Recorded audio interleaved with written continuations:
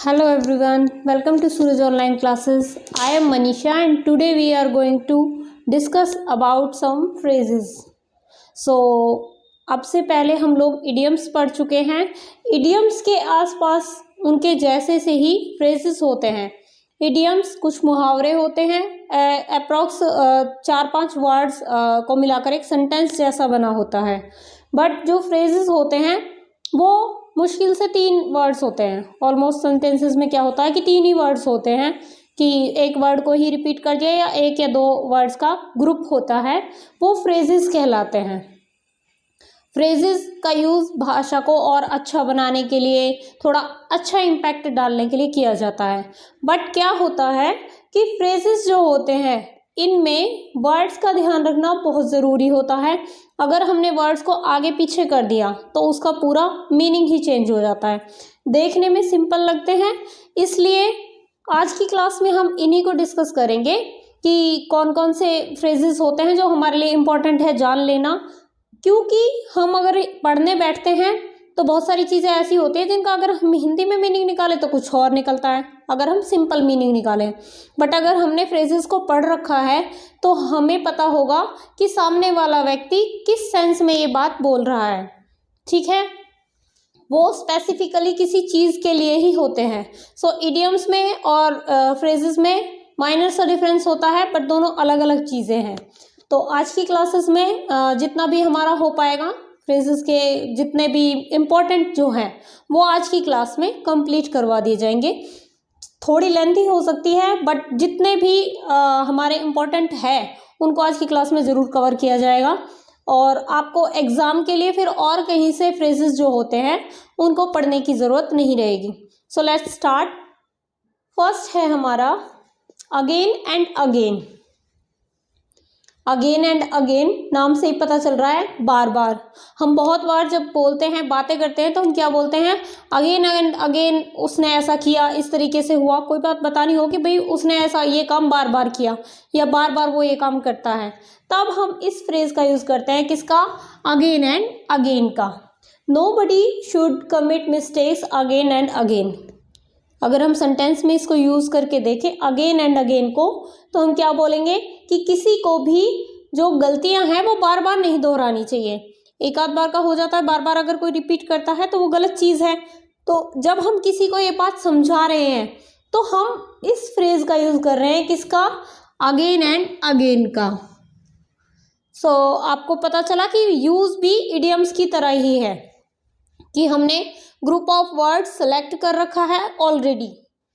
हमें कोई बात बोलनी है, अपनी बात को और अच्छे इम्पैक्ट डालने के लिए हम बोल रहे हैं, तो हम इन वर्ड्स को जो बने हुए हैं पहले से ही उसी को यूज़ करेंगे. हम इसके लिए कुछ और वर्ड यूज़ नहीं कर सकते. जैसे इडियम्स में था सेम ऐसे ही इसमें भी जो बने बनाया ग्रुप है अगेन एंड अगेन का. अगर हमें कोई बात बोलनी है, किसी के लिए बोलना है कि ये काम बार बार होता है, तो बार बार होने वाले काम के लिए हम only again and again use कर सकते हैं.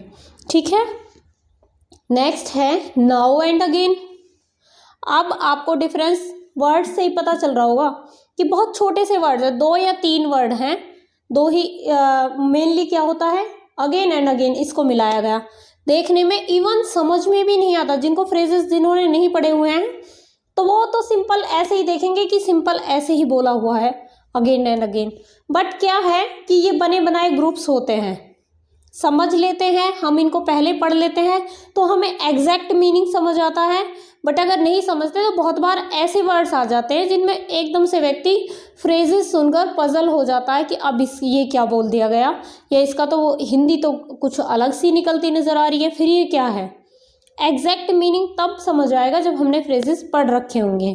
ठीक है, नाउ एंड अगेन. अब मैंने आपको बताया था कि फ्रेजेस है तो 2 या 3 जो वर्ड्स हैं उनको मिलाकर बने हुए हैं, बट हम क्या है इनको चेंज नहीं कर सकते. अगर हम अगेन एंड अगेन की जगह बोल दें नाउ एंड अगेन, अगर आप हिंदी निकाल के देखोगे तो आपको यही लगेगा अब और आगे से दोबारा, यही मीनिंग होता है. बट इसका मीनिंग क्या निकला है, कभी कभार. हो गया एकदम ऑपोजिट. यहाँ कोई बात हो रही थी बार बार और यहाँ पर कभी कभार की बात होगी, तो नाउ एंड अगेन.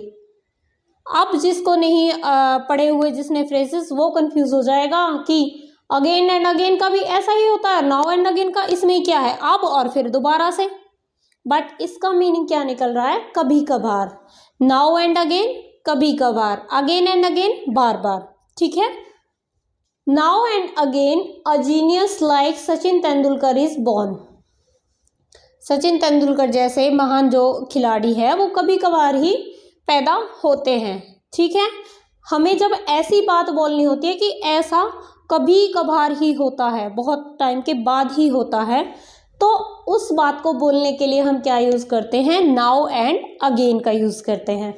जबकि जो चीज़ बार बार होती है उसको बोलने के लिए हम क्या यूज़ करते हैं, अगेन एंड अगेन। तो दो फ्रेज आपको बिल्कुल अच्छे से याद हो गए होंगे, again and again. And next is now and again. Next हमारा आता है ऑल इन ऑल। बहुत सारी चीज़ें तो जब आप पढ़ेंगे ना तो आपको ऐसा भी लगेगा कि हाँ डेली लाइफ में हम इन वर्ड्स को बहुत बार बोलते हैं, बट हमें नहीं पता था कि ये नॉर्मली हम बोल रहे हैं या ये फ्रेजेस में काउंट होते हैं। ठीक है। ऑल इन ऑल किसको बोलते हैं, जो सभी कुछ होता है, सर्वे सर्वा। चाहे आप किसी भी इंस्टीट्यूट की बात कर रहे हो या घर की बात कर रहे हो, कहीं की भी बात कर रहे हो, तो आप क्या बोलोगे, कोई व्यक्ति है जो सभी चीज़ों का करता धरता है। कोई स्कूल में आप बोल सकते हो कि जो प्रिंसिपल है वो ऑल इन ऑल है हमारे स्कूल का, या कोई और जो आपका हेड डिपार्टमेंट का कोई हेड होता है तो उसको भी आप बोल सकते हो कि ऑल इन ऑल इस डिपार्टमेंट का है। बट इसमें जैसे एग्जांपल देख लो, my uncle is all in all for us, कि हमारे जो अंकल हैं वो हमारे लिए सर्वे सर्वा, सभी कुछ वो ही है, सारी चीज़ों के लिए रिस्पॉन्सिबल वो ही हैं, करने वाले सब कुछ वही है, तो हम उन्हें क्या बोलेंगे, ऑल इन ऑल। ठीक है। तो ये हो गई हमारी थर्ड फ्रेज। नेक्स्ट है ऑल एंड सन्ड्री। देखा, ऑल इसमें भी आया और इसमें भी आया, बट एक अलग ही चीज़ आ गई है, ऑल एंड सन्ड्री। इसका मतलब क्या होता है, ऑल तो सभी, हमने बोल दिया सभी, एंड सन्ड्री ये क्या, इसका मीनिंग निकल के आता है व्यक्तिगत रूप में और सामूहिक रूप में। अब ये क्या चीज़ है, मतलब हम एग्जाम्पल के साथ देखते हैं। All and sundry come to the meeting. Meeting में सभी लोग जो ग्रुप्स में आए हैं, और कुछ व्यक्तिगत रूप में, व्यक्तिगत रूप में यानी कि सिंगल लोग भी आए जो अकेले अकेले ही आए थे, और सामूहिक रूप में कुछ ग्रुप्स भी आए लोगों के। ठीक है, कि कुछ तो ग्रुप्स आए थे और कुछ व्यक्ति ऐसे थे जो अकेले अकेले अपने आप से आए थे, मीटिंग में आए थे। अब मीटिंग की जगह यहाँ पर फंक्शन की भी बात हो सकती है, कोई प्रोग्राम रखा गया हो, उसमें काफ़ी सारे लोग ग्रुप्स में भी आ सकते हैं, अलग अलग ग्रुप्स से बिलोंग करने वाले लोग इकट्ठे, जैसे एक ग्रुप बना कर चलते हैं उस तरीके से। और कोई व्यक्ति उसे नहीं, वो नहीं है किसी ग्रुप में शामिल, बट वो भी उससे रिलेटेड है मीटिंग से, तो वो भी जाएगा। तो वहाँ पर हम क्या बोलेंगे कि all and sundry were present there, कि वहाँ पर ग्रुप्स में भी लोग थे और जो व्यक्तिगत रूप से है वैसे भी सिंगल सिंगल लोग भी वहाँ पर थे। ठीक है, उसको बोलते हैं all and sundry. Clear. Next है हमारा bag and baggage. Bag and baggage सारे सामान सहित, या हिंदी में हम बोलते हैं बोर या बिस्तर सहित।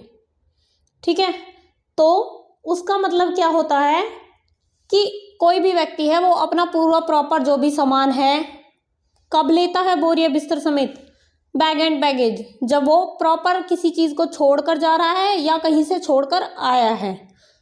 किसी को हम बोल दें कि ये तो पूरा बोर या बिस्तर बांध कर यहाँ आ गया है, तो हम क्या बोलते हैं इंग्लिश में, bag and baggage. He left India bag and baggage, उसने बैग एंड बैगेज के सहित इंडिया को छोड़ दिया। यही मीनिंग निकल कर आता है कि अपना जो जितना भी उसका सामान था, मतलब पीछे उसने कुछ नहीं छोड़ा है, जितना भी उसके पास है उसे लेकर वो इंडिया से चला गया है।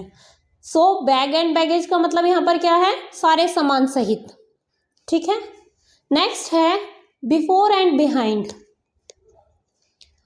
बिफोर एंड बिहाइंड, अब वैसे मीनिंग निकालने बैठेंगे आप, क्या निकलेगा कि पहले और बिहाइंड पीछे, यही मीनिंग निकल के आ रहा है। बट इसका एग्जैक्ट जो मीनिंग है वो क्या निकलता है, आगे बढ़कर। In Kargil war Indian soldiers fought before and behind. जो कारगिल का वॉर हुआ था उसमें इंडियन जो सोल्जर्स थे वो आगे बढ़कर उन्होंने युद्ध में पार्टिसिपेट किया, सब तरीके से वो लड़े। ये मीनिंग निकाल सकते हैं हम कि बिफोर एंड बिहाइंड मतलब हर तरीके से वो लड़े। ठीक है, नेक्स्ट है बैक एंड बैली। अब बैक एंड बैली ये तो आप आगे और पीछे से वो आइडिया लगाओगे कि इसका क्या मतलब हुआ, बट इसका एग्जैक्ट जो मीनिंग निकल कर आता है वो है रोटी और कपड़ा। ठीक है, everybody is worried about back and belly. तो मैंने आपको बोला था कि जिसको फ्रेजेस जिसने नहीं पढ़े हुए वो व्यक्ति ऐसी चीज़ों में आके कंफ्यूज हो जाता है। जब आप इस तरह की लाइन पढ़ोगे everybody is worried about back and belly, कि भाई बैक एंड बैली को लेकर क्यों परेशान रहेगा हर व्यक्ति। फिर अगर आपने फ्रेजेस पढ़े हुए हैं तब आपको पता होगा कि ये चीज़ कहाँ पर परफेक्ट इसका मीनिंग निकलता है। इसका मीनिंग निकलता है रोटी और कपड़ा। तो रोटी और कपड़ा के लिए हर व्यक्ति परेशान है, ये मीनिंग इसका निकल के आ रहा है बैक एंड बैली का। ठीक है, इसलिए फ्रेजेस को एक बार रीड आउट कर लेना, उन्हें पढ़ना समझना ज़रूरी होता है। नेक्स्ट है fetch and carry. Fetch and carry, अब इसका क्या मतलब होता है? जाकर लाना, अगर हम मीनिंग भी निकाल के समझे, बट यहाँ पर इसका मतलब है छोटे रुतबे वाला। जैसे पोजीशंस होती हैं ऑफिस में या कहीं भी जो वर्क प्लेस होते हैं वहाँ पे पोजीशंस होती है कि भाई ये बड़े, इसकी रैंक ज़्यादा है, ये बड़े पद वाला व्यक्ति है, और एक होता है छोटे पद वाला। यहाँ पर फैच एंड कैरी का यूज़ किया जाता है कि जो सामान इधर उधर पकड़ाने वाले हेल्पर जो होते हैं उनके लिए। Ram is fetch and carry in his office. Ram अपने ऑफिस में छोटे रुतबे वाला व्यक्ति है, यानी कि उसका काम क्या है? चीज़ों को ला कर देना, पकड़ाना, इस तरीके से सहायक है वो वहाँ पर। ठीक है, तो फैच एंड कैरी का मतलब यहाँ पर छोटे, हम उसकी एक तरीके से पोजीशन बता रहे हैं। वैसे हमें समझ में आ गया कि फैच एंड कैरी का क्या मतलब होगा उस टाइम, कि वो व्यक्ति जो चीज़ों को आदान प्रदान करता है, ला कर देता है कि वो चीज़ लेकर आओ, वो यहाँ से यहाँ पहुँचाओ, इस तरीके से फाइल्स को पहुँचाओ। नेक्स्ट है चोक अ ब्लॉक। इसका मतलब क्या होगा? चोक अ ब्लॉक, कि ब्लॉक को चोक करने वाला, इस तरीके से समझेंगे हम। बट इसका मतलब है एक दूसरे से सटे हुए, बिल्कुल टच में जो चीज़ें होती हैं। जैसे in India we have chock a block houses. India में जो घर होते हैं, मतलब बड़े शहरों में ज़्यादातर ऐसा होता है कि घर बिल्कुल एक दूसरे से सटे हुए होते हैं, एक दूसरे के टच में होते हैं। तो हम उस टच से एक से घर, फिर उसके बाद अगला घर, तो उनको हम क्या बोलते हैं? चोक अ ब्लॉक, कि बिल्कुल एक दूसरे से सटे हुए हैं। यहाँ पर इस तरीके से चोक अ ब्लॉक का यूज़ किया जाता है। अब है next now and again. Now, every, now and again. अब आप देखो, हम भी अभी इसको ही पढ़ के आए हैं। Now and again second number पे पढ़ा था, नाउ एंड अगेन, और यहाँ पर भी आ गया, बस एवरी उसके आगे लगा दिया, बाकी वही चीज़ है नाउ एंड अगेन। अब ये दोनों सेम हो गए, क्या मीनिंग भी सेम निकलेगा? बस एवरी तो लगा दिया उसके आगे। हम तो यही सोचेंगे कि नाउ एंड अगेन, वो जो चीज़ मैं आपको स्टार्टिंग में बता रही थी कि वर्ड्स, एक आध वर्ड भी अगर आगे पीछे हो गया तो कंप्लीट मीनिंग ही चेंज हो जाता है। Again and again, bar bar, now and again, कभी कभार, और यहाँ पर एवरी नाउ एंड अगेन। जब नाउ एंड अगेन आ रहा था तो उसका मीनिंग क्या निकल के आया था? कि कभी कभार होने वाली चीज़। तो हम सोचेंगे कि एवरी नाउ एंड अगेन, कि हर बार कभी कभार होने वाली चीज़, इस तरीके से इसका मीनिंग निकलना चाहिए। बट इसका मीनिंग क्या निकल कर आया है? बीच बीच में आना। हो गया बिल्कुल अलग उससे।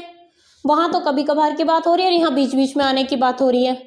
ये उससे भी मिलता है, थोड़ा थोड़ा बार बार की बात हो रही है और फिर कभी कभार वाली बात भी है। तो दोनों का थोड़ा थोड़ा सा मीनिंग आ रहा है इसमें, बट कंप्लीटली एक डिफरेंट मीनिंग यहाँ पर निकल कर आया, और वो क्या है? बीच बीच में आना। एवरी नाउ एंड अगेन का मतलब होता है बीच बीच में आना। कोई व्यक्ति होता है, जैसे आप एग्जाम्स वगैरह देते हैं तो उसमें जो चेकिंग करने वाले व्यक्ति होते हैं वो बार बार बीच बीच में आकर चेक करके जाते हैं कि सभी चीज़ें ठीक तरीके से चल रही हैं। तो वो जो बीच बीच में आते हैं उसको हम क्या बोलते हैं, एवरी नाउ एंड अगेन।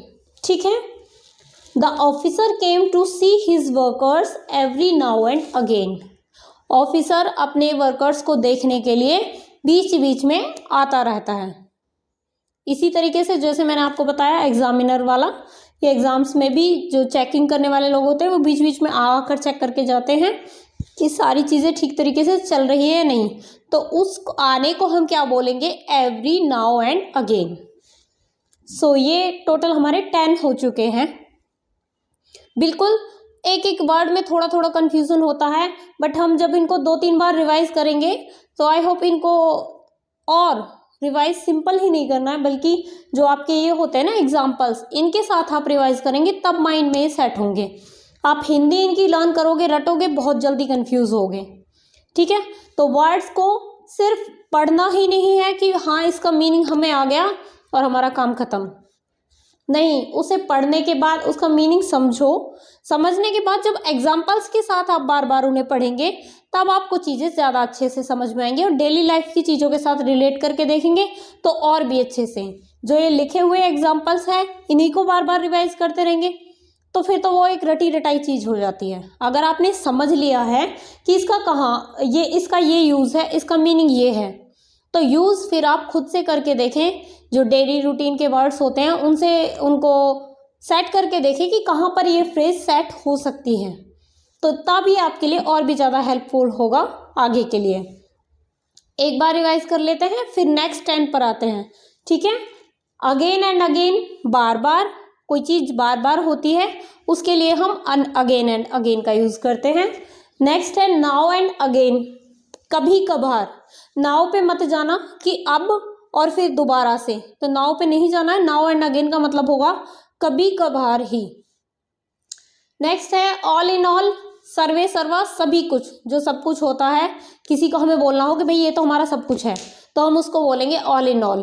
ठीक है, नेक्स्ट है ऑल एंड सन्ड्री, कि ऑल को याद करोगे एंड सन्ड्री, तो इसका मतलब क्या होगा कि व्यक्तिगत रूप में, मतलब सिंगल सिंगल लोग भी आए हैं और ग्रुप्स में भी लोग आए हैं। नेक्स्ट है बैग एंड बैगेज, सारे सामान सहित या बोर या बिस्तर समेत। ठीक है, जब कोई व्यक्ति अपना सब कुछ छोड़ छाड़ के एक जगह से सारा कुछ लेके और उस जगह को छोड़ के चला जाता है तो उसके लिए बोलते हैं कि बोर या बिस्तर बांधकर वो यहाँ से चला गया, तब आता है बैग एंड बैगेज।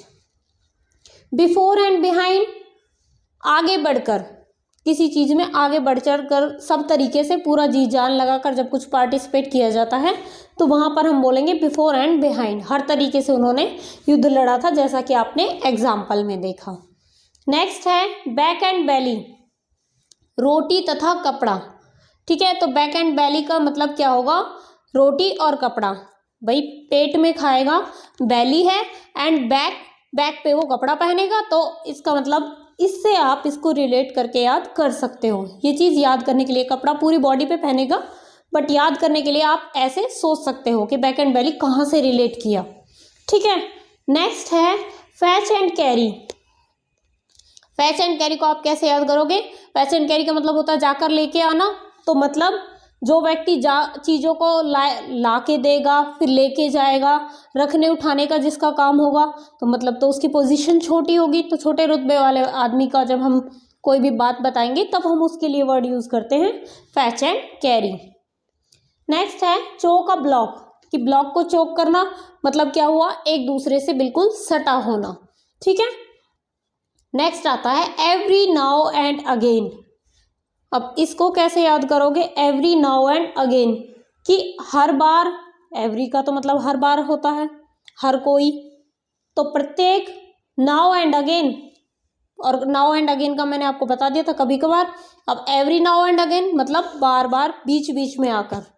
ठीक है, तो बीच बीच में आकर जब कोई देखता है, निरीक्षण करता है, तो उसके लिए हम एवरी नाउ एंड अगेन का मतलब जो बात है उसको बोल सकते हैं। प्लस बीच बीच में कोई कैसे भी आ सकता है। यहाँ इसको बिल्कुल सेट मत कर देना कि मैंने आपको जो एग्जाम्पल है वो भी एग्जामिनर वाला दे दिया और यहाँ पर भी ऑफिसर वाला है तो वो भी आके चेक करके जा रहा है। तो बीच बीच में आना, कोई मिलने के लिए भी आ सकता है, बीच बीच में कोई काम चल रहा है तो उसको देखने के लिए भी आ सकता है। ठीक है, तो ये टोटल हो गए हमारे 10। अब आप लर्न करने के लिए इसका स्क्रीनशॉट ले सकते हैं, देन फिर हम नेक्स्ट 10 को डिस्कस करेंगे। ओके,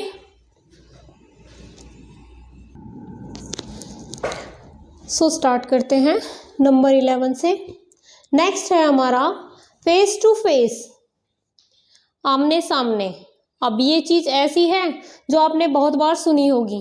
तो फ्रेजेस में ऐसे बहुत सारे हैं जिनको हम यूज़ तो करते हैं डेली लाइफ में। मैंने आपको बताया था कि हम बोलते तो हैं बट हमें ये नहीं पता कि हम इन वर्ड्स को नॉर्मली बोल रहे हैं या ये फ्रेजेस हैं।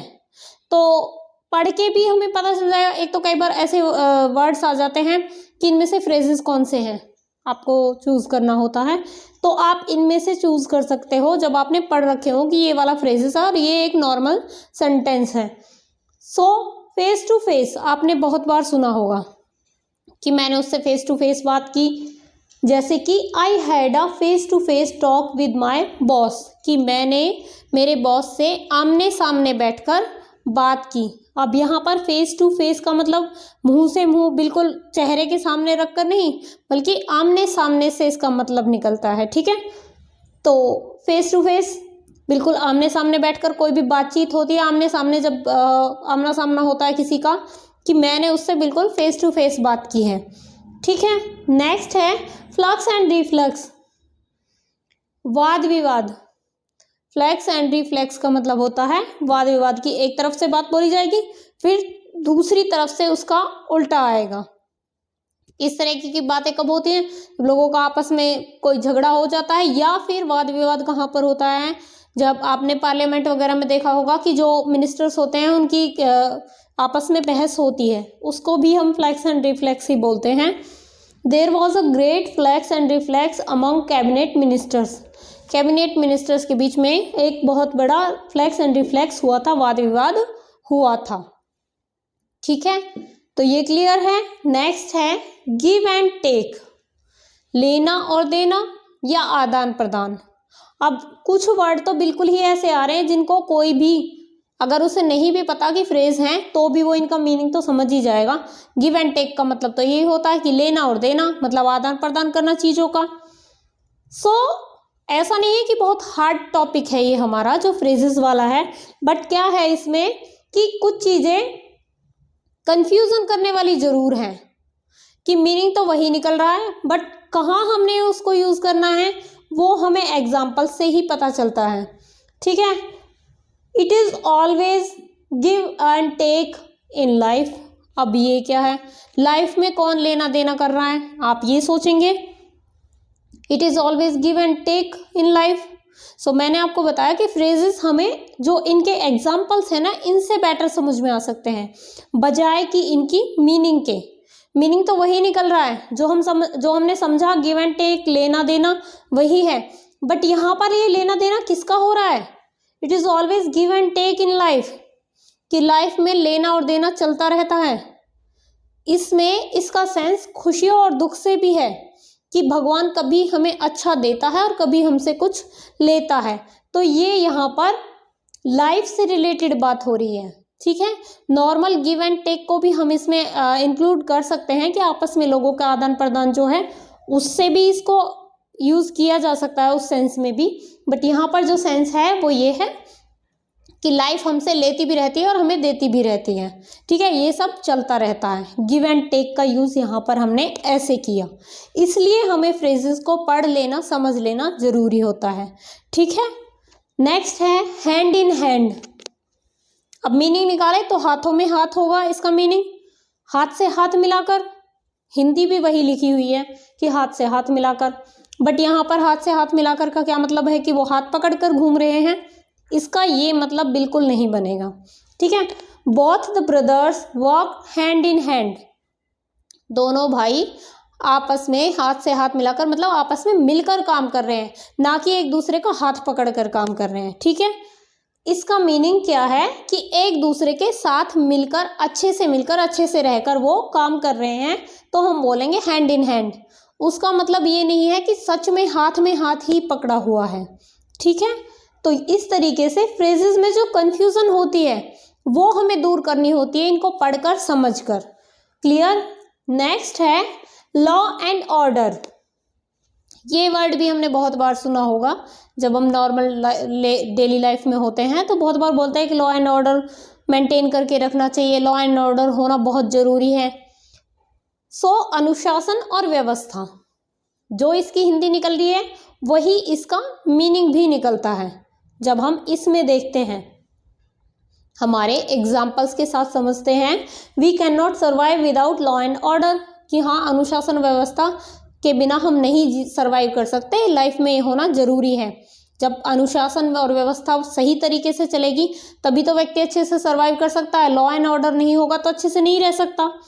तो इसका मीनिंग वही हो रहा है जो सेम हमने हिंदी निकाली इसकी, उसी से मैचिंग है। और जब हमने इसको वाक्यों में प्रयोग किया तो भी वही मतलब निकला इसका। ठीक है, तो ऐसे भी है कि हिंदी भी वही है और मीनिंग भी जो जब हमने निकाला उसको प्रयोग करा तो प्रयोग भी वही बैठा एग्जैक्ट। ठीक है, नेक्स्ट है really and truly. Really and truly का मतलब क्या है, अगर हम उसको हिंदी को निकाले उसकी, कि सच में और वास्तव में, इस तरीके से मीनिंग निकलेगी। और एग्जैक्ट जो हम वर्ड में यूज करेंगे वो क्या होगा कि पक्के तौर पर, बिल्कुल पक्का। या तो नॉर्मल आप सच में और वास्तव में बोलोगे तो भी वही बात है कि मैं सच में बिल्कुल ये काम कर लूंगा। कोई व्यक्ति ऐसे भी बोल रहा है ना तो भी वो बोलेगा रियली एंड ट्रूली। या मैं पक्के तौर पर ये करूंगा, निश्चित तौर पर मैं ऐसा कर ही दूंगा, तो भी क्या वर्ड यूज करेगा, really and truly. Really and truly I will make my project till the next week, कि सच में मेरा जो प्रोजेक्ट है इसे मैं नेक्स्ट वीक तक कंप्लीट कर लूंगा। ठीक है, तो यहाँ पर भी इसका मतलब क्या निकला, रियली एंड ट्रूली से ही ये बिल्कुल मैच हो रहा है। हमें जब हमने इसको सेंटेंस में यूज किया ना तो हमें ऐसे नहीं लगा कि कहीं से कुछ बिल्कुल अलग ही वर्डिंग आ गई, अलग वर्डिंग्स भी आती है। देखिए जैसे कि नेक्स्ट में है अप्स एंड डाउन्स, उतार और चढ़ाव। अगर किसी को नहीं पता है, अप्स एंड डाउन्स बहुत सिंपल सा वर्ड है जिसे हम डेली लाइफ में बहुत बार यूज़ करते हैं। अप्स एंड डाउन्स आते रहते हैं, तो बहुत सारी फ्रेजेस ऐसी हैं जिनको हम डेली लाइफ में यूज़ कर रहे हैं, तो हमारे लिए फ़ायदेमंद हो जाता है कि हम उन चीज़ों में पजल नहीं होते हैं। बट अगर किसी ने सुना ही नहीं हो ये वर्ड अप्स एंड डाउन्स, तो उसे क्या लगेगा, उतार और चढ़ाव। तो वो किससे रिलेट करेगा कि कोई व्यक्ति कहीं चल रहा है, सड़क पे चल रहा है या कहीं जा रहा है, तो उतार चढ़ाव की बात हो रही है क्या। बट ये बात हो रही है लाइफ में जो उतार चढ़ाव आते हैं, यानी कि कभी हमारे साथ अच्छा होता है और कभी गलत भी होता है, तो उस उतार चढ़ाव की यहाँ पर बात हो रही है। ठीक है, अच्छे समय और बुरे समय की जो बात है वो बोली जा रही है, ups and downs. Brave man do not worry about ups and downs. जो बहादुर व्यक्ति होते हैं वो कभी भी उतार चढ़ाव के बारे में ज़्यादा परेशान नहीं होते हैं। उन्हें पता होता है कि लाइफ में ये चीज़ें फेस करनी है, कभी अप्स आएंगे कभी डाउन्स आएंगे। अप्स का मतलब लाइफ में खुशियाँ आएंगी एंड डाउन्स का मतलब थोड़े दुख आएंगे। क्लियर। नेक्स्ट है टिट फॉर टैट, जैसे को तैसा। ये वर्ड भी आपने बहुत बार सुना होगा, टिट फॉर टैट। तो tit for tat is not the solution of any problem. जैसे को तैसा। अब टिट फॉर टैट को थोड़ा सा, जिसे हिंदी ही नहीं, जिसने कभी इसको यूज़ नहीं किया होगा वो थोड़ा सा पजल हो सकता है कि टिट फॉर टैट का क्या मतलब है। तो मतलब जिसको, जो डेली यूज़ में इसको यूज़ कर रहा है उसे बहुत अच्छे से पता है कि जैसे को तैसा जब हम बोलते हैं कि जो व्यक्ति जैसा है ना उसके साथ वैसा ही व्यवहार करो, तो होता है टिट फॉर टैट। बट हम क्या बोल रहे हैं, tit for tat is not the solution of any problem, कि जैसे को हम तैसा करेंगे। जो व्यक्ति जैसा है, कोई गलत है और हम भी उसके साथ गलत व्यवहार करेंगे तो ये किसी प्रॉब्लम का सोल्यूशन नहीं है। क्यों नहीं है, वो गलत व्यक्ति है, हम भी उसके साथ गलत करने लग जाएंगे, वो नहीं सुधरने वाला, वो फिर से कुछ गलत करेगा और फिर हमें भी उसके जैसा गलत ही करना होगा। तो हम यहाँ पर ये कह रहे हैं कि टिट फॉर टैट किसी चीज़ का सोल्यूशन नहीं है।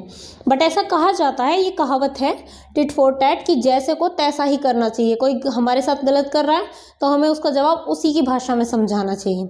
ठीक है, टिट फॉर टैट, जैसे को तैसा। नेक्स्ट है फिट्स एंड स्टार्ट्स।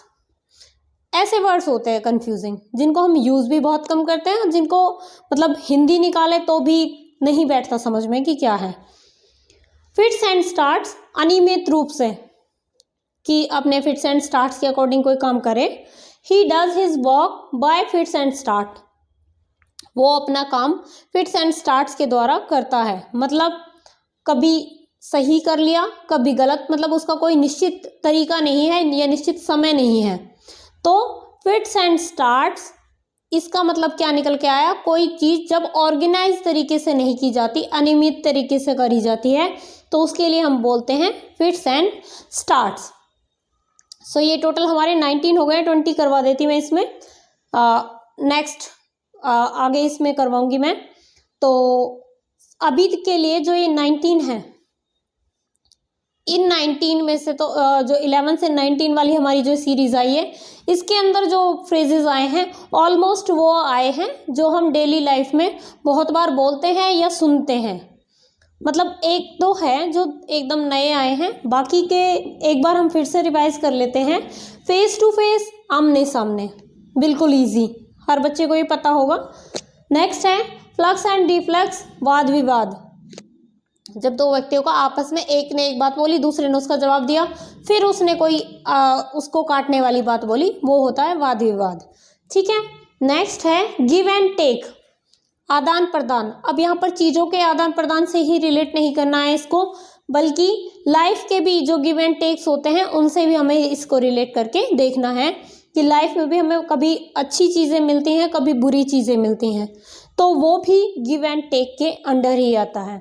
नेक्स्ट है हैंड इन हैंड, हाथ से हाथ मिलाकर या साथ मिलकर काम करने को जब हम बोलते हैं तो हैंड इन हैंड, साथ मिलकर काम करना या साथ मिलकर चलना, कुछ भी करना साथ में। जब हम बोलते हैं ना, एग्जांपल देते हैं कि वो लोग ये चीज़ें साथ में कर रहे हैं, तो भी हम उसको हैंड इन हैंड बोल सकते हैं, जरूरी नहीं है कि पर्सनली हाथ ही पकड़ा जाए। ठीक है, नेक्स्ट है law and order, super easy, कि अनुशासन और व्यवस्था। लॉ एंड ऑर्डर बनाए रखने के लिए हम जब बोलते हैं कि कानून और व्यवस्था बनी रहे, तो हम बोलते हैं लॉ एंड ऑर्डर बने रहना चाहिए। ठीक है, नेक्स्ट है रियली एंड ट्रूली, निश्चित तौर पर, कि मैं ये अपना काम really and truly, I will make my project till the next week, कि नेक्स्ट वीक तक मैं अपना काम पक्के तौर पर कर लूँगा। जब हम कोई ऐसी बात बोलते हैं कि हम पक्का ये काम कर लेंगे, तब हम बोलते हैं रियली एंड ट्रूली। नेक्स्ट है अप्स एंड डाउन्स, उतार चढ़ाव, उतार चढ़ाव लाइफ के उतार चढ़ाव। ठीक है, नेक्स्ट है टिट फॉर टैट, जैसे को तैसा, जो जैसा है उसके साथ वैसा ही बिहेव जब करने के लिए हम कहते हैं तो हम कहते हैं टिट फॉर टैट।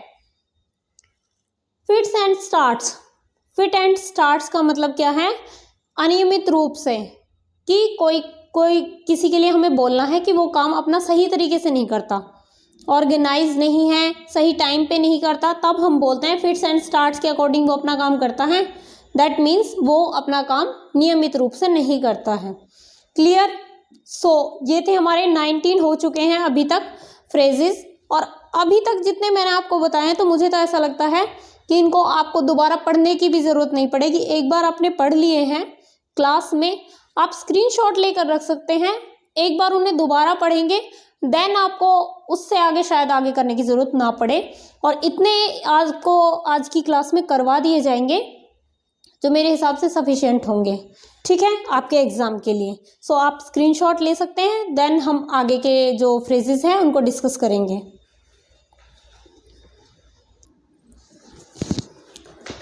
सो आ जाते हैं हमारे नेक्स्ट फ्रेजेस पर।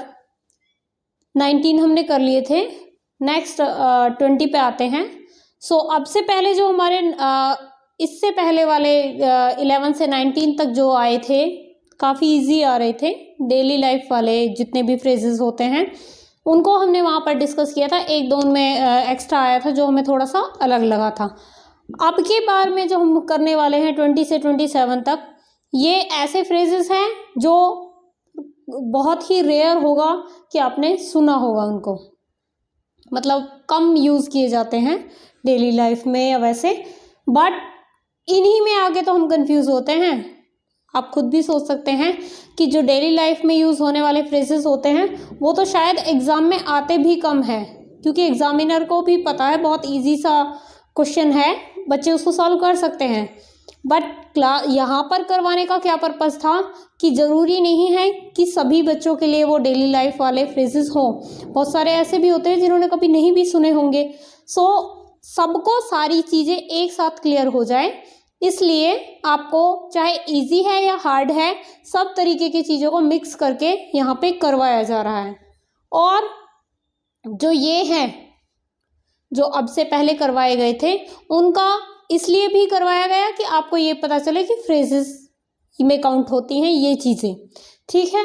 सो हमें हर किसी को 0 लेवल से लेके चलना है कि भाई जो पढ़ने बैठा है वो अपनी एक बार नॉलेज को साइड में रखे और पहले चीज़ों को समझ ले कि क्या समझाई जा रही है, फिर उनका कंक्लूजन निकाल कर देखे कि इसमें क्या सही है क्या गलत है, फिर अपने माइंड से सोच सकता है।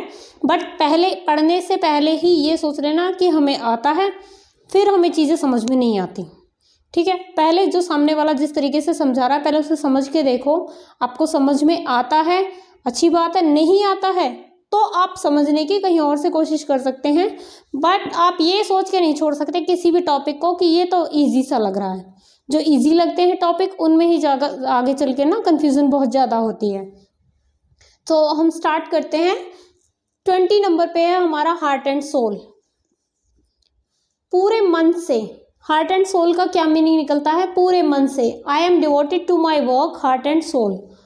अब हिंदी भी निकाल के देखो, एक तो ये बात है कि पूरे मन से पूरे तरीके से, या आप इसको ऐसे भी कनेक्ट करोगे ना हार्ट एंड सोल, दिल और आत्मा से, तो भी वहीं जाके इसका मीनिंग बनेगा, ठीक है।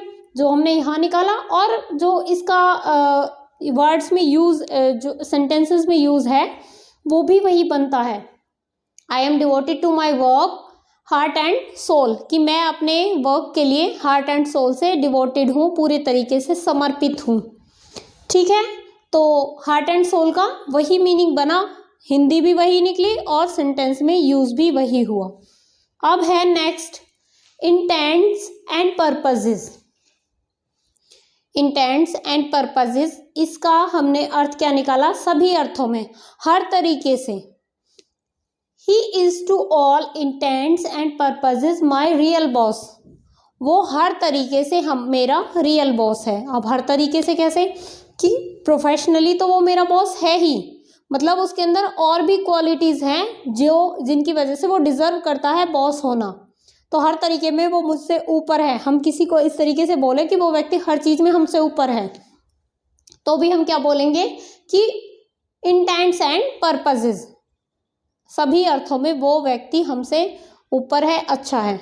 अच्छा भी हो सकता है, बुरा भी हो सकता है। तो हर तरीके से हम किसी को पूरे तरीके से बोल रहे हैं किसी व्यक्ति के बारे में, उसके जो हमने देखे हैं कैरेक्टरिस्टिक्स उनके अकॉर्डिंग हम क्या बोल रहे हैं कि वो हर तरीके से मेरा रियल बॉस है। यहाँ पर ये अपने बॉस की बात कर रहा है, ठीक है। नेक्स्ट है कीथ एंड किन। अब जो सोचते हैं कि जो फ्रेजेस हैं काफ़ी इजी होते हैं, तो कीथ एंड किन इस तरीके की चीज़ कभी हमने पहले नहीं पढ़ी और एकदम से हमारे सामने आ जाती है कीथ एंड किन, तो हम इसका क्या मतलब निकालेंगे? अब ये क्या होता है, इस तरीके से ही सोचने बैठ जाएंगे। सो इसका मतलब है सगे संबंधी। कीथ एंड किन का मतलब होता है जो हमारे फ्रेजेस हैं उनमें सगे संबंधी। सगे संबंधियों के लिए हम कीथ एंड किन का यूज़ कर रहे हैं। I am really grateful to my kith and kin. अब ये व्यक्ति ऐसा है जो अपने सगे संबंधियों के लिए ग्रेटफुल है। सो ये क्या बोल रहा है? I am really grateful to my kith and kin. मैं अपने सगे संबंधियों के लिए सच में बहुत ग्रेटफुल हूँ कि भाई वो अच्छे हैं, इसके सगे संबंधी अच्छे हैं, इसलिए ये ऐसी बात बोल रहा है, ठीक है। तो कीथ एंड किन मतलब सगे संबंधी। नेक्स्ट है leaps and bounds. Leaps and bounds का मतलब क्या है? तीव्र गति से। His business is developing by leaps and bounds. उसका जो बिजनेस है वो लीप्स एंड बाउंड्स से, यानी कि काफ़ी ज़्यादा इस तरीके से चल रहा है कि एकदम तेज गति से आगे की तरफ बढ़ रहा है। जब हमें किसी के बारे में ऐसे बात करनी हो वो दिन दुगनी रात चौगनी उन्नति कर रहा है, तो इंग्लिश में हम कैसे बोलेंगे? लीप्स एंड बाउंड्स, कि लीप्स एंड बाउंड्स से वो तरक्की कर रहा है एकदम तेजी गति से, ठीक है, तो लीप्स एंड बाउंड तीव्र गति से। नेक्स्ट है ऑड एंड एंड्स।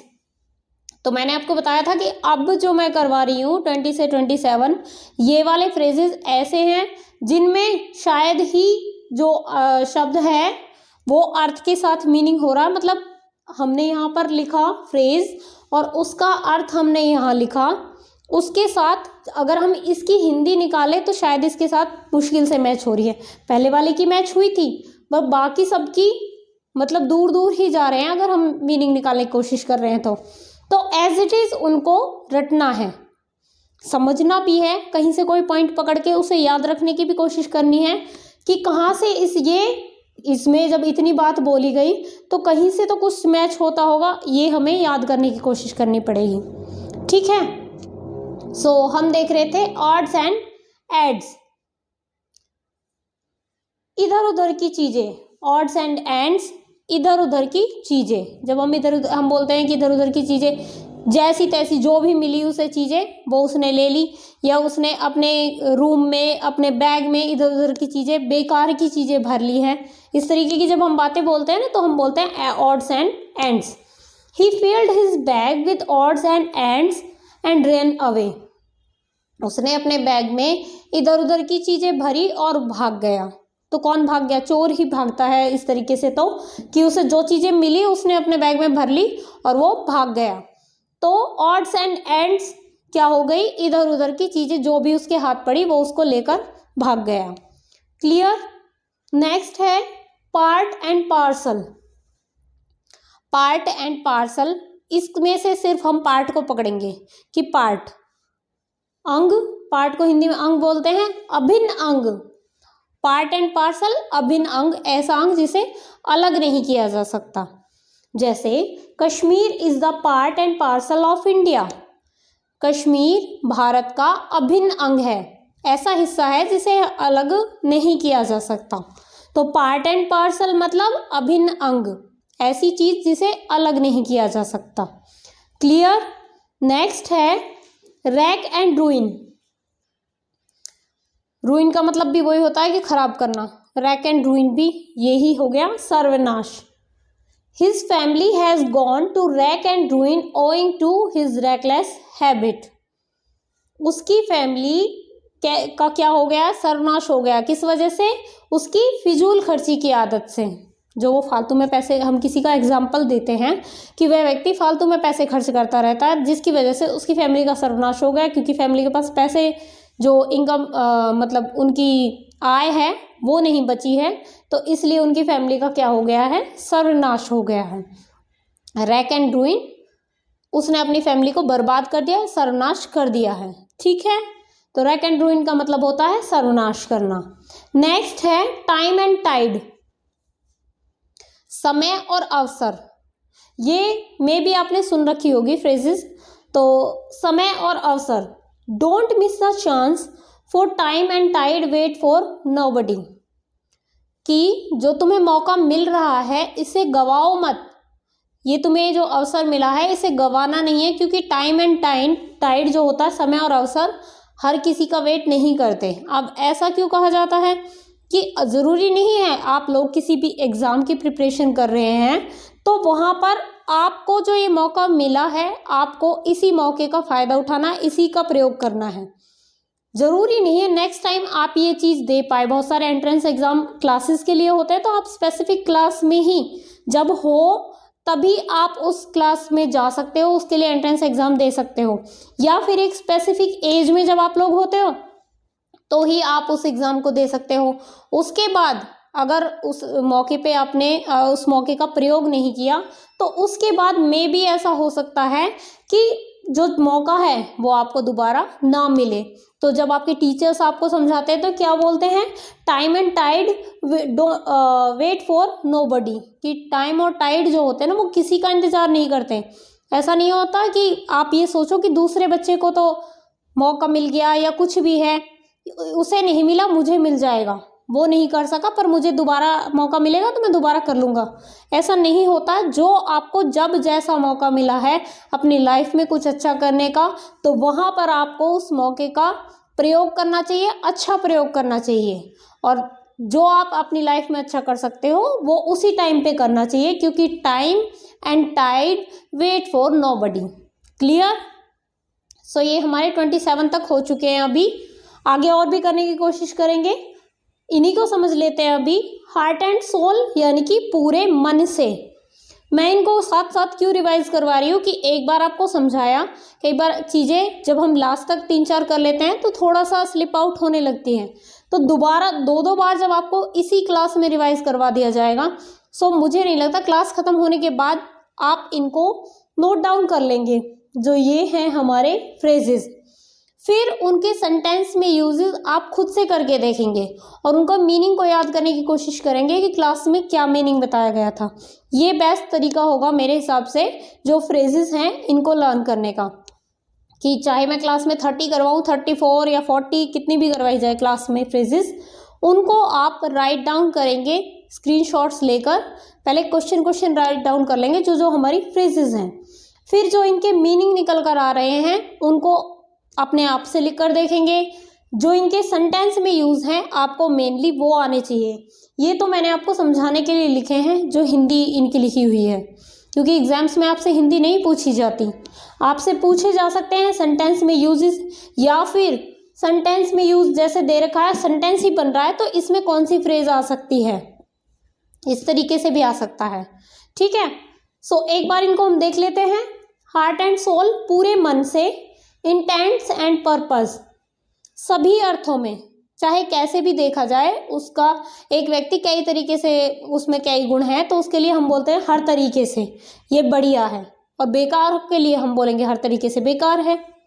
नेक्स्ट है कीथ एंड किन, सगे संबंधी। कीथ एंड किन का यूज किसके लिए किया जाता है? सगे संबंधियों के लिए, जो हमारे रिश्तेदार होते हैं उनके लिए। नेक्स्ट है लीप्स एंड बाउंड्स, तीव्र गति से कोई काम बहुत अच्छी जल्दी प्रोग्रेस करता है, किसी काम में प्रोग्रेस बहुत तेजी से हो रही है, या किसी के बिजनेस में हो रही है, या किसी व्यक्ति के घर में हो रही है, तो हम क्या बोलते हैं? लीप्स एंड बाउंड से उसका जो व्यक्ति है वो तरक्की कर रहा है या उसका व्यापार तरक्की कर रहा है। ठीक है।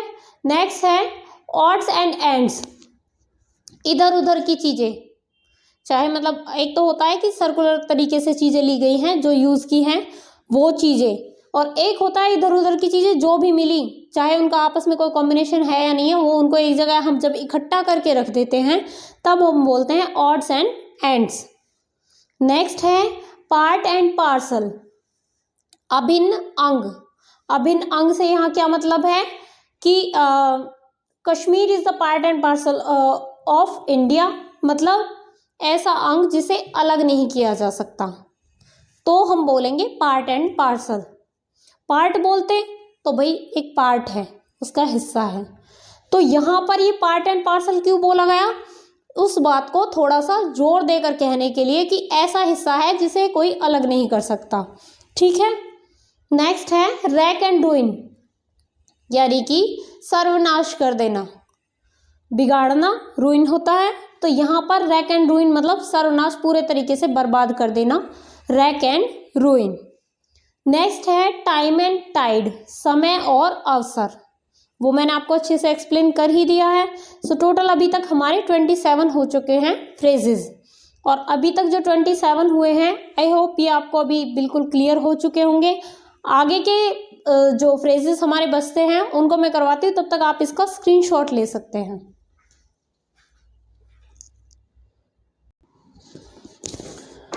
सो आ जाते हैं हमारे नेक्स्ट फ्रेजेस पर। अभी तक हमने 27 डिस्कस कर लिए हैं जो फ्रेजेस थे हमारे। अब देखते हैं 28, tooth and nail. Next number पे हमारी आती है फ्रेज टूथ एंड नेल। अब इसका मतलब निकाल कर देखें, दांत और नाखून, तो क्या मतलब निकलता है? पूरी ताकत से लड़ना, कि हर चीज का प्रयोग करके या डट कर लड़ना, ये भी निकल सकता है। पूरी ताकत से लड़ना इन द सेंस ये नहीं है कि जाकर किसी से आप लड़ोगे, बट हम बोलते हैं कि हमें इस चीज से, इस बुराई से लड़ना है, इस तरह चीज को हटाना है, तो भी हम इसी तरीके से बोलते हैं, जैसे कि let's fight casteism tooth and nail, कि चलो कास्टिज्म की जो प्रथा है, जाति प्रथा है, उससे पूरे तरीके से लड़ते हैं, जी जान लगा कर लड़ते हैं। तो यहाँ पर वो सेंस नहीं है कि आप जाकर फिजिकली किसी से लड़ेंगे, ठीक है। यहाँ पर मतलब है कि उस चीज़ को मिटाने के लिए हमें काम करना होगा, उसके अगेंस्ट हमें चीज़ें करनी होंगी। क्लियर है। नेक्स्ट है wear and tier. Wear and tier का मतलब होता है क्षय या नुकसान। कोई चीज़ जैसे कोई मशीनरी है वो घिसती भी है तो उसमें नुकसान इन द सेंस ये नहीं है कि वो टूटेगी फूटेगी, छोटी मोटी टूट फूट होती है, उसमें घिसावट जो होती है, उसमें कमी जो आ जाती है समय के साथ, उससे रिलेट करके इसको बोला जाता है। जैसे कि there should be a separate fund for wear and tear of machinery, कि मशीनरी का जो घिसाव होता है, टूट फूट जो होती है उनमें, उसके लिए एक अलग से फंड होना चाहिए। तो वियर एंड टियर यानी कि मशीनरी में जो नुकसान वगैरह होते हैं चीज़ों में भी, हम यहाँ पर सिर्फ मशीनरी के ये नहीं है कि बस इसी सेंटेंस में इसको यूज़ करेंगे, बहुत सारी जगहों पे इसका यूज़ होता है। चीज़ों के घिसावट के लिए जब हम बात करते हैं, घिस जाती हैं चीज़ें, पुरानी हो जाती है, तो उसके लिए हम बोलते हैं wear and tier. Clear. Next है हमारा ब्लैक एंड वाइट। अब ब्लैक एंड वाइट का अगर मतलब निकाले सफ़ेद और काला, अब ये क्या है, जो कहते हैं ना कि फ्रेजेस इजी हो जाते हैं, ऐसे जो वर्ड होते हैं वो बहुत ज़्यादा पजल कर देते हैं कि ब्लैक एंड वाइट का मतलब क्या हुआ, कलर बता रहे हैं। इसका मतलब होगा लिखित रूप में।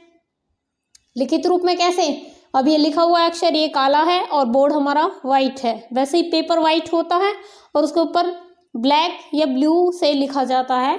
So let's make an agreement in black and white. बात को हम सीधा ना बोलकर इस तरीके से बोला जाए कि भाई हमें तो ये रिटर्न में चाहिए, या हमें एग्रीमेंट चाहिए एक रिटर्न में, इस तरीके से बोला जाए। या उसने अपनी बात को थोड़ा सा प्रभावशाली बनाने के लिए क्या बोल दिया, let's make an agreement in black and white. क्या है वो वही बात रहा है, बट यहाँ पर थोड़ा सा अलग तरीके से उसने बोल दी कि ब्लैक एंड वाइट में एक एग्रीमेंट करते हैं, तो सामने वाला समझ जाएगा अगर उसने फ्रेजेस पढ़ी होंगी कि यहाँ पर इसका सेंस क्या है, कि एग्रीमेंट कैसा करना है, हमें रिटर्न में करना है। क्लियर। तो ब्लैक एंड वाइट का मतलब यहाँ पर कोई कलर से नहीं है, यहाँ पर ब्लैक एंड वाइट का मतलब होता है रिटर्न में जब हम कोई चीज़ मांगते हैं या देते हैं। Hard and fast. Hard and fast इसका मतलब निश्चित। There can be no hard and fast rule for good conduct. एक तो है निश्चित, हम निश्चित भी इसका मतलब निकाल सकते हैं, और हम क्या रूल निकाल सकते हैं कि कोई कठोर नियम नहीं है इसके लिए। हमने जो ये बात बोली ना, हम इससे भी सेंस निकाल रहे थे, जो हमारे सेंटेंस लिखवाए गए थे, there can be no hard and fast rule for good conduct, कि अच्छे व्यवहार के लिए कोई हार्ड एंड फास्ट रूल नहीं होता, मतलब निश्चित रूल नहीं है। तो हमारा निश्चित भी वहाँ सेंस बिठा रहा है कि जो हमसे कहा जाता है कि अच्छा व्यवहार करो, तो उसके लिए गवर्नमेंट में ने कोई रूल नहीं बना रखा, कहीं पर भी हमारे संविधान में कहीं नहीं लिखा हुआ। हाँ, हमें अच्छे नागरिक बनना चाहिए, ये हमारे कर्तव्य हैं, हमारे जो नीति निर्देशक सिद्धांत हैं उनमें आते, बट कहीं पर भी ऐसा नहीं है कि आपने अच्छा व्यवहार नहीं किया तो आपको ये सज़ा मिलेगी, ये नहीं है। और ये जो चीज़ नहीं है इसी को हम बोल रहे हैं हार्ड एंड फास्ट, की कोई हार्ड एंड फास्ट रूल नहीं है। जैसे चोरी करता है कोई व्यक्ति तो उसको पकड़े जाने पर उसे जेल होती है, सज़ा मिलती है, बट अगर कोई अच्छा व्यवहार नहीं करता तो उसके लिए कोई सज़ा नहीं मिलेगी। तो वो होता है हार्ड एंड फास्ट रूल। अगर जो चोरी के लिए है वो सच में है hard and fast rule, but good conduct के लिए कोई भी हार्ड एंड फास्ट रूल नहीं है।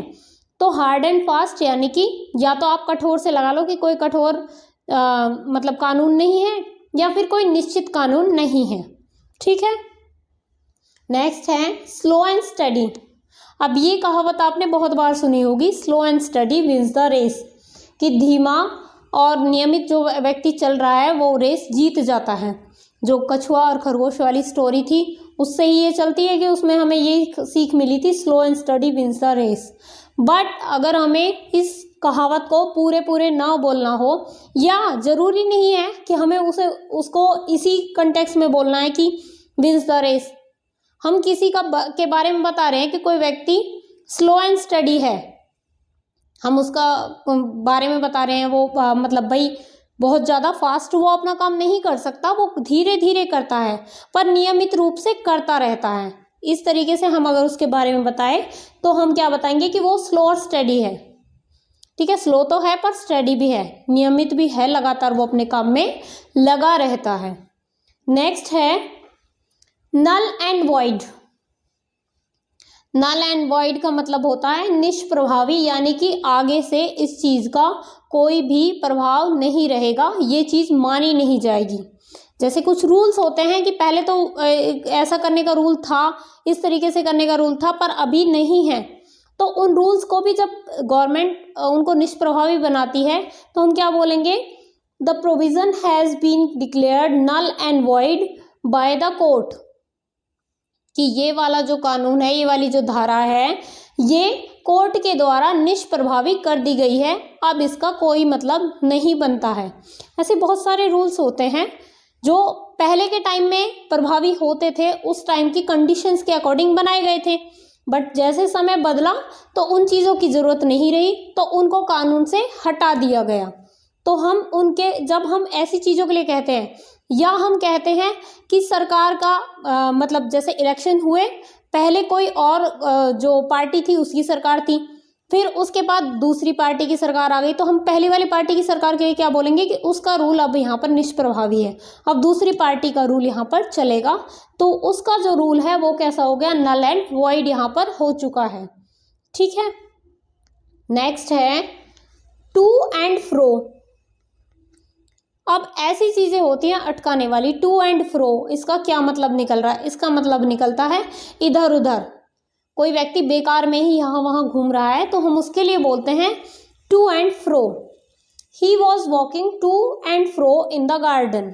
कोई व्यक्ति हमने देखा कि वो बेकार ही गार्डन में घूम रहा है, उसे कोई काम नहीं है, इधर उधर वैसे ही घूम रहा है, तो हम उसके लिए जब बताएंगे तो हम कैसे बताएंगे, he was walking to and fro in the garden, कि गार्डन में वो इधर उधर घूम रहा था। ठीक है, नेक्स्ट है at a stretch. At a stretch, इसका मतलब क्या होता है, लगातार एक ही तरीके से किसी काम में लगे रहना, या लगातार कुछ भी होता है तो हम उसको बोलते हैं कि एट अ स्ट्रेच ये हो गया। ये बहुत ज़्यादा मतलब हमने सुनी हुई चीज़ें में आता है एट अ स्ट्रेच, बहुत सारे बच्चों ने सुन रखा होगा आपने। इसका मतलब होता है लगातार। He can walk for 10 hours at a stretch. हम किसी व्यक्ति के बारे में बता रहे हैं कि वो 10 आवर्स के लिए भी एक ही स्ट्रेच में काम कर सकता है, लगातार काम वो कर सकता है 10 आवर्स के लिए भी। ठीक है, तो एट अ स्ट्रेच का मतलब निकलता है लगातार। तो टोटल हमारे ये 35 हो गए हैं जो फ्रेजेस हैं। तो 35 जितने भी थे जो इम्पोर्टेंट थे वो इनफ रहेंगे आपके एग्ज़ाम के लिए। सो इन्हें करने के बाद अलग से मेरे हिसाब से आपको बहुत ज़्यादा पढ़ने की ज़रूरत नहीं पड़ेगी, क्योंकि मैंने जो आपका सिलेबस है उससे भी और एक्स्ट्रा ऐड करने की कोशिश करी है कि कुछ एक्स्ट्रा भी जो होते हैं उनको भी इसमें ऐड कर दिया जाए, ताकि आपको अलग से कोई पढ़ने की ज़रूरत ना पड़े, क्योंकि बच्चों के पास इतना टाइम नहीं होता कि वो अलग अलग बुक्स लेकर अपना प्रिपरेशन करें कि अब यहाँ से इस बुक में से ये पढ़ा, और उससे बच्चे पजल भी बहुत ज़्यादा होते हैं। सो वन टाइम में करने के लिए आपके लिए 35 इनफ है। हाँ, अगर आपकी कैपेसिटी है आप 35 से एक्स्ट्रा भी पढ़ सकते हैं, बट वन टाइम में अगर आप 35 से ज़्यादा पे जाएंगे तो फिर वहाँ आके आपके पजल होने के चांसेस ज़्यादा होते हैं। फिर आप भूल जाते हैं कि कौन सी चीज़ क्या पढ़ी थी, कैसे पढ़ी थी, और आपके जो सिलेबस है उनमें फ्रेजेस का बहुत छोटा सा पोर्शन होता है। तो फिर आप अगर इस पोर्शन पे यहीं पर ही कंफ्यूज हो गए और 1-2 नंबर का क्वेश्चन आया और वो आपका रह गया, तो फिर कोई फ़ायदा नहीं होता आपने जितनी भी पढ़ाई करी है। सो मेन बात क्या होती है कि क्वालिटी ज़्यादा मैटर करती है क्वांटिटी की बजाय। तो क्वालिटी आपको यहाँ देने की कोशिश करी गई है। जितने 35 जो हमारे मेन फ्रेजेस थे वो यहाँ पर इंक्लूड किए गए हैं। सो एक बार मैं इनको रिवाइज करवा देती हूँ। Tooth and nail. Tooth and nail का मतलब होता है पूरी ताकत से लड़ना, पूरा जी जान लगा देना। ठीक है, नेक्स्ट हमारा था वियर एंड टियर, यानी कि क्षय या नुकसान। जो भी समय के साथ चीज़ों में थोड़ी कमी आ जाती है या उनमें कोई ना कोई जो क्वालिटी है उनकी गिरती चली जाती है, उनको हम इससे बोलते हैं वियर एंड टियर। ठीक है, नेक्स्ट है ब्लैक एंड वाइट। मैंने आपको बताया था लिखित रूप में जब हम कोई चीज़ रिटर्न में मांगते हैं तो ब्लैक एंड वाइट। ठीक है, नेक्स्ट है hard and fast. Hard and fast इसका मतलब होता है निश्चित। There can be no hard and fast rule for a conduct. जब भी आप इसे पढ़ेंगे तो थोड़ा सा पजल होने के चांसेस हैं। हार्ड एंड फास्ट कि हार्ड कठिन और फास्ट तेजी से, तो भाई इसका निश्चित कैसे मतलब निकला? निश्चित मैंने इसको सेंस में लाने के लिए लिखा है कि जब हम अपनी बात बोलेंगे कि ना कोई निश्चित रूल नहीं है, या फिर हम ऐसे भी बोल सकते हैं कि कोई कठोर रूल नहीं है, तो भी हमारा सेंटेंस सेम ही सेंस निकालेगा। ठीक है, नेक्स्ट है स्लो एंड स्टडी, धीमा और नियमित।